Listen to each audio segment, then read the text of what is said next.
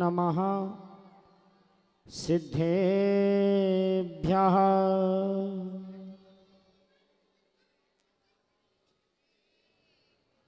ॐ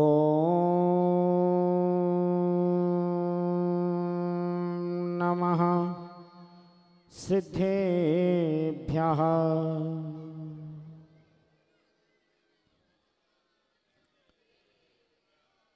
ॐ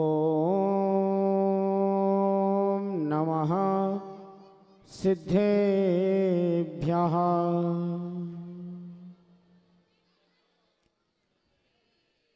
नमः श्रीवर्धमानाय निर्धूतकलिलात्मने सालोकानां त्रिलोकानां यद्विद्यादर्पणायते मंगलम भगवान वीरो मंगलम गौतमो गणी मंगलम कुंद कुंदाध्यो जैन धर्मोस्तु मंगलम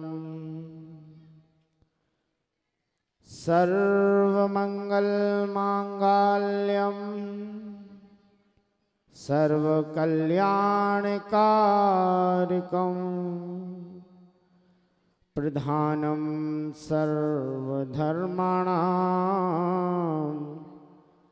जैनम जयतो शासनम जैनम जयतो शासनम। बार बार के बारे में अब हो अंतिम बार, बार बार भव ना धरो अब हो ऐसी बार, अब हो ऐसी बार। महामंत्र जपते रहो लेकर प्रभु का नाम, महामंत्र से सिद्ध हो सारे बिगड़े काम, सारे बिगड़े काम। बोलिए देवादेव खजारा श्री आदिनाथ भगवान की, चित चमत्कारी चंद प्रभु भगवान की। थोड़ा जीवंतता से जयकारा लगाएं, ऐसे लगे कि इस भवन में इतने सारे लोग बैठे हैं। कम से कम जयकारा आपका ऐसा हो कि प्रभु के चरणों तक आपके जयकारे की गूंज पहुंचे। बोले शांति प्रदाता शांतिनाथ भगवान की, वर्तमान शासन नायक महावीर भगवान की, बरासों वाले बड़े बाबा की, आचार्य श्री सुबल सागर जी मुनि राज की, पंच कल्याणक प्रतिष्ठा महामहोत्सव की, भगवान के तप कल्याणक महोत्सव की। सर्वे श्रोताः सावधान सवन्तु च भक्ता सावधान पठन्तु।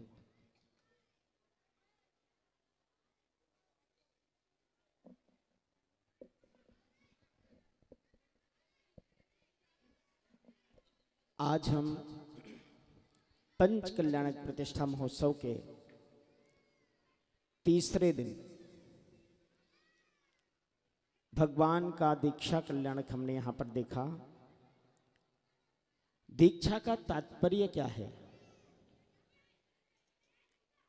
दीक्षा का मतलब क्या है, शाब्दिक अर्थ क्या है, दीक्षा है क्यों और दीक्षा किस लिए। हमारा जितना भी काम है वो सब कुछ कहाँ चलता है, किस पर चलता है, इच्छाओं पर, वासनाओं पर। हमारी एक छोटी सी इच्छा जागृत होती है, अगर वो पूर्ण हो जाती है तो उस इच्छा के पूर्ण होते ही दूसरी उससे बड़ी एक और इच्छा जागृत हो जाती है। क्या हमने कभी विचार किया है कि अगर हम अपनी इन इच्छाओं को त्याग दें तो हमारा जीवन परिवर्तित हो सकता है? देखिए, जिनके आसपास लोग वार्तालाप कर रहे हैं, अगर थोड़ी देर के लिए शांत हो जाएंगे तो बहुत अच्छा रहेगा। ये बच्चियां जो यहाँ पर बैठी हैं सीडी एलईडी के पास में, यहाँ से सब कुछ दिखता है, हर कोई दिखता है, ठीक है ना? थोड़ा सा ये लोग जो खड़े हैं सामने, इनको बैठने की स्थान दे दो, नहीं तो इनको दूसरी जगह बिठा दो। बोलो इनको, ये जो लोग खड़े हैं, आप लोग या तो वहीं पर बैठ जाइए या दूसरी तरफ चले जाइए।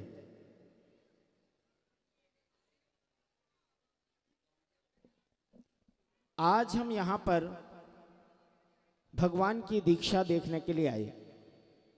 कितने लोगों ने दीक्षा देखी है?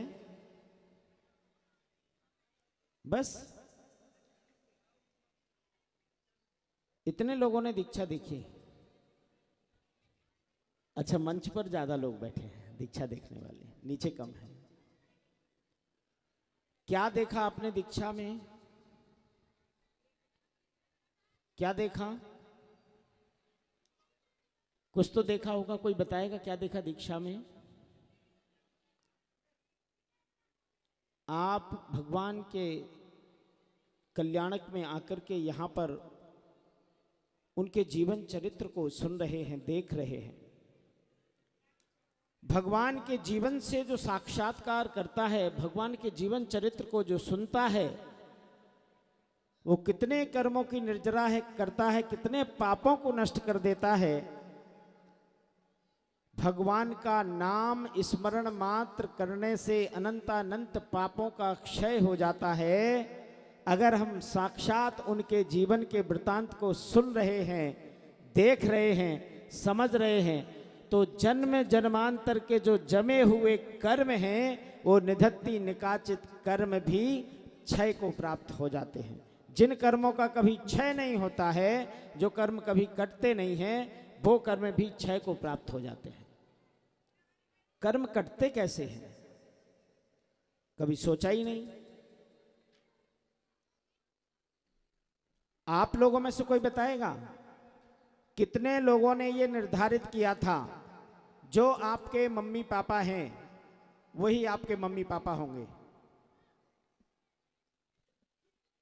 है कोई व्यक्ति जिसने ऐसा निर्धारण किया हो कि मेरे माँ बाप यही होंगे जो वर्तमान में हैं? क्या कोई ऐसा निर्धारित कर सकता है? क्या कोई माँ बाप ये निर्धारित कर सकते हैं कि मेरा जो बच्चा है ये ही मेरा बच्चा हो? कोई निर्धारित कर सकता है? नहीं कर सकता। क्यों नहीं कर सकता?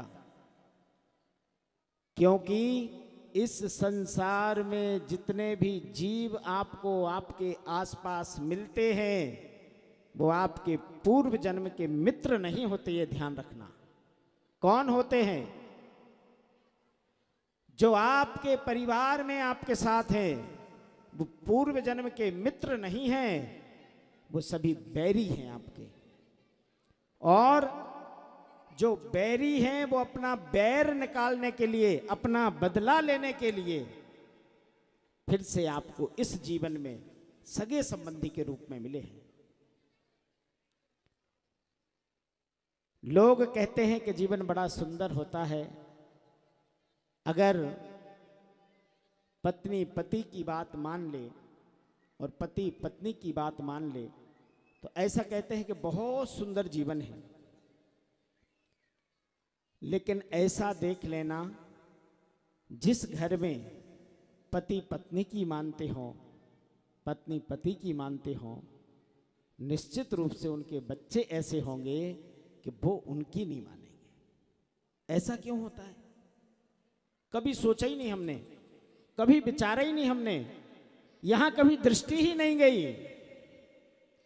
आप पूर्व जन्म के संबंधी थे और इस जन्म में जो आपका संबंध बना वो आपके बैरी से, आपके शत्रु से संबंध बना। एक छोटी सी कहानी सुनाता हूं।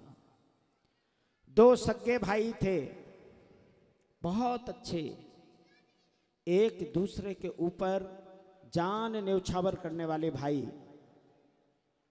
लेकिन कहते हैं ना, कभी कभी धन दौलत पैसा ये वस्तुएं ऐसी हैं कि व्यक्ति को लालची बना देती है। बड़ा भाई बहुत सज्जन था, जैसे अपने पुत्र को पालते हैं छोटे भाई को उसने इस तरह से पाला पोसा, बड़ा किया, पढ़ाया लिखाया, सब कुछ किया। लेकिन जब छोटा भाई बड़ा हुआ तो बड़ा भाई अवस्था में बड़ा था तो वृद्ध होने लगा। धीरे धीरे समय आया, छोटे भाई का विवाह हुआ, पत्नी थोड़ी समझदार आ गई। कैसी आ गई? कितने लोग समझदार हैं? जरा हाथ खड़ा करके दिखाओ।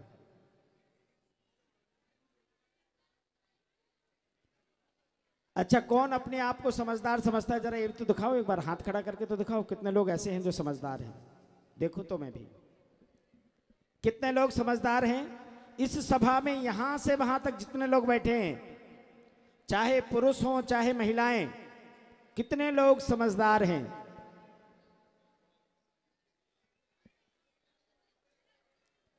जो लोग समझदार हैं,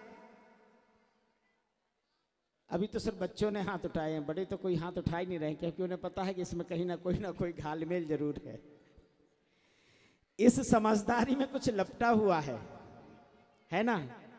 अब क्या लपटा हुआ निकलेगा ये नहीं पता। जो समझदार थे वो घर में नहीं रुके, वो इस आसन पर बैठ करके वन को चले गए।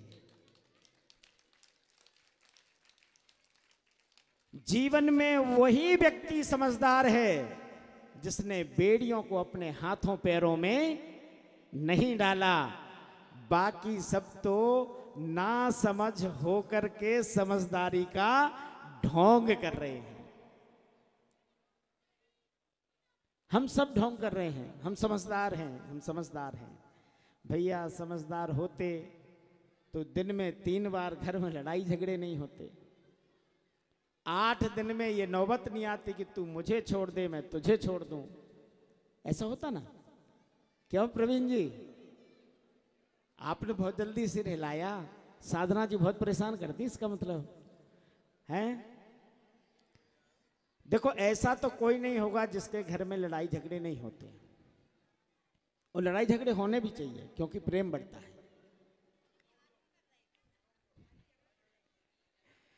आज भी लड़ रहे थे। आपकी मम्मी कह रही मुझे नहीं पता, मैं नहीं ढूंढने गया, मैं देखने नहीं गया, लेकिन आज भी लड़ रहे थे। साधना की मम्मी बता रही मुझे तो।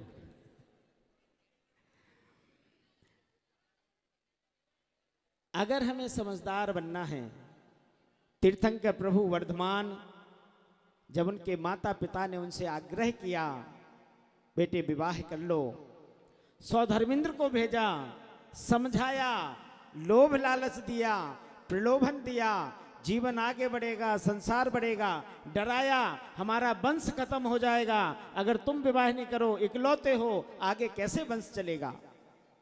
किसी बात का कोई असर नहीं हुआ। वर्धमान ने कहा मुझे 3.5 अरब योनियां व्यतीत हो गई। कितनी? 3.5 अरब योनियां व्यतीत हो गई जब तीर्थंकर प्रभु आदिनाथ भगवान के समोसरण में मारीची के रूप में मैंने उनका तिरस्कार किया था।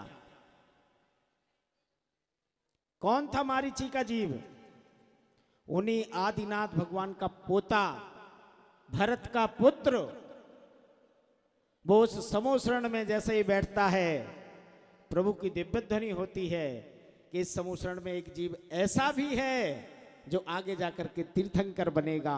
अभिमान आ जाता है, अहंकार आ जाता है, और जब अहंकार आ जाता है तो अहंकार किसी को छोड़ता नहीं है। करोड़ों करोड़ योनियां तो निगोद में जाकर के व्यतीत करनी पड़ी।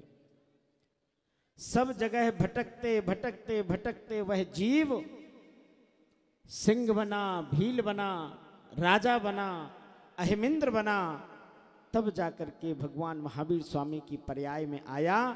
और जब उन्हें इस बात का बोध हुआ, आज जब दीक्षा कल्याण चल रहा था, जब उन्होंने दीक्षा ली, क्या सुना था आपने? क्या देख करके दीक्षा ली? कैसे दीक्षा ली थी उन्होंने? क्या भाव आया था? क्या विचार आया था? जब तीर्थंकर प्रभु को अपने पूर्व भव का बोध हुआ, अवधि ज्ञानी थे, जाति स्मरण हुआ, ओहो मैं वो जीव हूं जिसने 3.5 अरब योनियां तीर्थंकर भगवान के पादमूल में बैठने के बाद व्यतीत कर दी। सोचो, वो तो तीर्थंकर प्रकृति का बंद करके तीर्थंकर हो गए, हमने तो पता नहीं ऐसी कितनी 350 अरब योनियां व्यतीत कर दी होंगी। अगर हम जीवन में चाहते हैं सुखी होना है, सुखी कैसे होंगे? कैसे सुखी होते हैं? सुखी कैसे होते हैं? कौन सुखी है? कितने लोग सुखी हैं यहां पर? सब सुखी हैं? कोई तन दुखी, कोई मन दुखी, कोई धन दुखी। देखिए, एक बच्चा बिल्कुल सही कह रहा है, ये 4-5 साल का बच्चा होगा, 3 साल का होगा, वो सुखी है। क्यों? अभी उसे दुनिया की माया का बोध नहीं है, पता नहीं है। लेकिन जिस दिन वो भी दुनिया की माया में आ जाएगा, वो भी दुखी हो जाएगा। कोई माता पिता से दुखी है, वो रोकते हैं, टोकते हैं, मुझे मेरे मन का करने नहीं देते। माता पिता बच्चों से दुखी हैं, वो मेरी सुनता नहीं है, मेरी मानता नहीं है। मैं पढ़ने को कहता हूं, वो खेलने को कहता है, वो बाहर जाता है। एक व्यक्ति धन भी है, पैसा भी है, बच्चे हैं, बीवी है, सब कुछ है, फिर भी दुखी है। क्यों दुखी है? घर में घी भी है, चीनी भी है, मीठा है, सब कुछ है, लेकिन डॉक्टर ने कह रखा है अगर खाएगा तो मर जाएगा। वाह रे वाह! जिसके पास कुछ नहीं है वो खाने को तरस रहा, और जिसके पास सब कुछ है वो भी खाने को तरस रहा। इसलिए जो अभावों में है उसको भी ये नहीं सोचना चाहिए कि मेरे पास कुछ नहीं है, कम से कम तुम तन से तो सुखी हो। रोज डॉक्टर का थैला तो तुम्हारे पास नहीं आता। जो धन से सुखी हैं उनसे पूछो, सुबह शाम इतना बड़ा डिब्बा खोलते हैं, 10-12 गोलियां निकालते हैं, खाते हैं, तब जाकर के एक रोटी मुश्किल से खा पाते हैं, शुगर ना बढ़ जाए, बीपी ना बढ़ जाए। इसलिए अगर सुखी होना है, मैं सुखी दुखी में रंग राव। कौन है सुखी दुखी? क्या ये आत्मा सुखी दुखी होता है? नहीं। इस आत्मा को तो बोध कराया जाता है, अनुभूति होती है। इस शरीर में दुख ही दुख भरा है। कैसे दुख भरा है? बीमारियों का दुख है, चिंताओं का दुख है, अपनों का दुख है, परायों का दुख है, मित्रों का दुख है, शत्रुओं का दुख है। किसका दुख नहीं है? संसार की वस्तुओं में हम सुख ढूंढने जा रहे हैं, लेकिन संसार की ऐसी कोई वस्तु नहीं है जो हमें सुखी कर सके। वीरेन जी, जब आपके बेटे ने दीक्षा ली होगी उस समय दुख तो बहुत हुआ होगा, क्योंकि वो बेटा जो कमा करके घर चला रहा हो, वो चलते हुए घर को छोड़ करके चल दे, तकलीफ तो बहुत हुई होगी, दुख तो बहुत हुआ होगा। लेकिन एक बात सोचो, उस समय थोड़ा सा दुख देने से उन्होंने अपना जीवन तो सुखी कर लिया। और सिर्फ अपना जीवन सुखी नहीं किया, आज उतने जीवों का जीवन सुखी कर दिया जो उनके पद चिन्हों पर चल करके उनके साथ साथ आगे बढ़ रहे हैं, और वो भी सुखी होंगे जो उन पद चिन्हों पर आगे बढ़ेंगे। कोई व्यक्ति सोचता है, अभी मैं बोलूं कितने लोगों को रसगुल्ला पसंद है, जरा हाथ खड़ा करो, सबको मिलेंगे।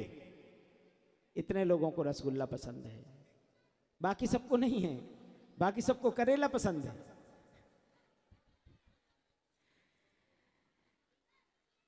अब अगर आपको रसगुल्ला पसंद है और आपको 8 दिन बुखार चढ़ गया, कितने दिन, फिर आप डॉक्टर के पास दिखाने गए और डॉक्टर ने आपके पास टोकनी रख दी रसगुल्ले की, अब क्या करोगे? डॉक्टर ने कह दिया टाइफाइड हो गया है, और रसगुल्ला खाओगे तो जितना बचा है वो भी खत्म, फिर क्या करोगे? आपकी पसंद का रसगुल्ला आपके प्राणों पर आ जाए तो वो रसगुल्ला खाओगे? खाओगे क्या?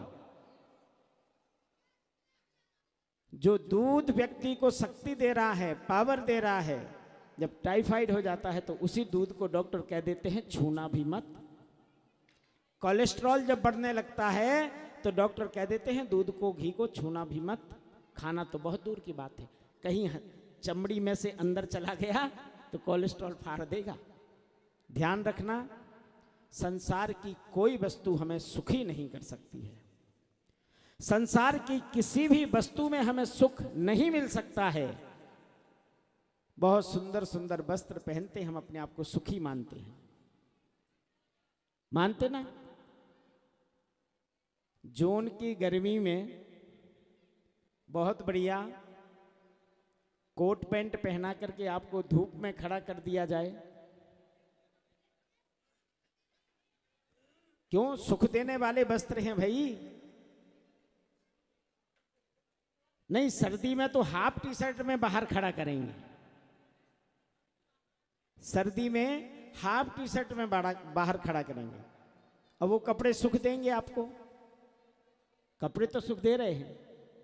इसलिए जिन चीजों में, जिन वस्तुओं में हम सुख मान रहे हैं, जिन लोगों से हम सुख मान रहे हैं, ना तो वो लोग हमें सुख देने वाले हैं। ध्यान रखना, जितने रिश्ते नाते हैं, मैंने कहा ना, ये कौन है? तुम्हारे पूर्व जन्म के बैरी, शत्रु, दुश्मन, ये तुमसे दुश्मनी निकालने के लिए आए हैं। अब दुश्मनी कैसे निकालते हैं? कैसे निकालते हैं दुश्मनी? धर्म पत्नी जी घर में हैं, पिया जी कमा के ला रहे हैं, ला रहे ना? धर्म पत्नी जी ने कोई डिमांड कर दी, अब उतनी तो कमाई नहीं है जितनी डिमांड है, क्या करें? अब क्या होगा पति का? पति की मति भ्रष्ट हो जाएगी। इसलिए हम जो भगवान का जीवन चरित्र देख रहे हैं, भगवान ने तो 5 दिन के जीवन चरित्र में यह दिखा दिया है कि मैं किस तरह से पूर्ण रूप से सुखी हो सकता हूं। अगर सुखी होना है तो जो संसार विषय सुख होता, तीर्थंकर क्यों त्यागे। अगर इस संसार में सुख होता तो तीर्थंकर भगवान को त्यागने की आवश्यकता नहीं पड़ती। उन्होंने त्यागा ही ये संसार इसलिए है क्योंकि जितनी वस्तुओं में उन्होंने देखा, सब में दुख ही दुख नजर आया। एक सेठ जी के घर में एक नौकर था। सेठ जी को शादी में एक बहुत महंगी घड़ी मिली थी। सोचो, 50 साल बाद भी वो घड़ी उन्होंने घर में ऐसे सजा करके रखी थी, जितनी उन्होंने बीबी की केयरनी की होगी, जितनी बीबी के ससुराल से, मतलब बीबी के पिताजी की दी हुई घड़ी की केयर की, उसको संभाल करके रखा। भाई ससुराल की घड़ी है, टूट ना जाए।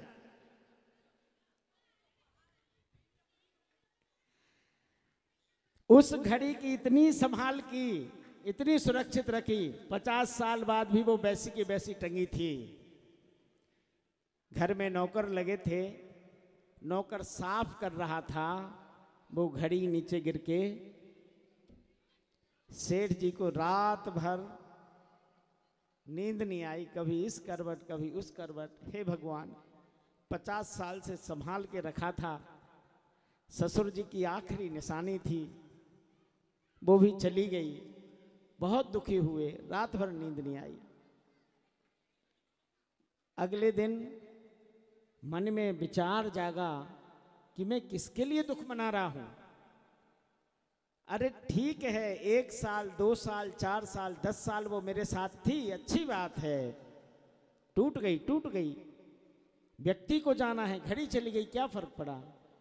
बोले लेकिन इसको तो समझ दूंगा। किसको?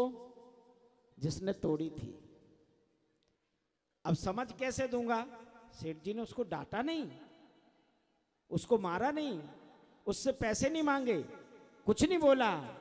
बस सेठ जी ने उसको अपने पास बुलाया, प्यार से हाथ फेरा और बोले, बेटे जो घड़ी तूने तोड़ दी है, आज मैं सोच रहा था ये घड़ी तेरे घर में लग जाती, तुझे दे देता तो तेरे घर की शोभा बन जाती।